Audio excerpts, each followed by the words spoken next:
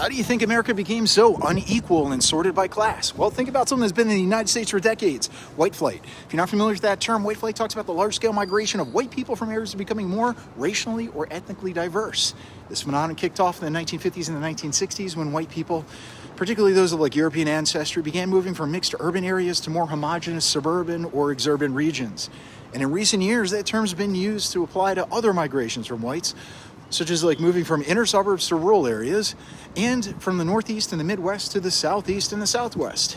There's a whole bunch of factors that contributed to white flight. One of the main reasons has been a desire to escape areas that are perceived as being racially or ethnically diverse. And that desire was often fueled by negative stereotypes and prejudices about people of color. It's been reinforced by a whole bunch of different social and economic factors, like residential segregation, redlining, discriminatory lending practices. And another factor that's contributed to white flight has been the belief that living in a predominantly white neighborhood is more desirable, both in terms of quality of life and economic opportunities. Think about it, those are the folks that are active on Twitter.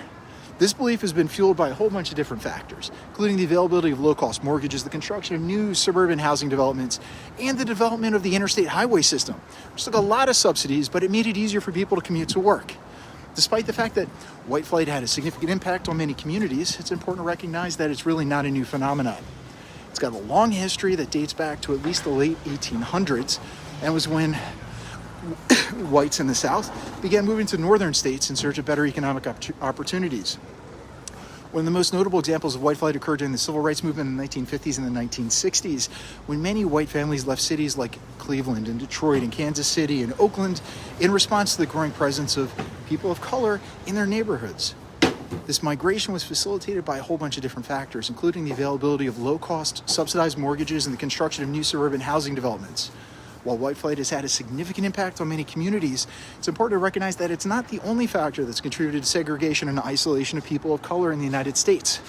Other factors, if you think about it, like residential segregation and discriminatory lending practices and economic inequality, has played a really big role in creating and perpetuating these issues.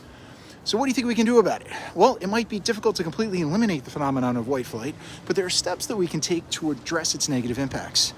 Think about stuff like we can work to dismantle systems of segregation. That'll take a lot of work. And discrimination. That's contributed to the isolation of people of color in certain neighborhoods. What are your ideas?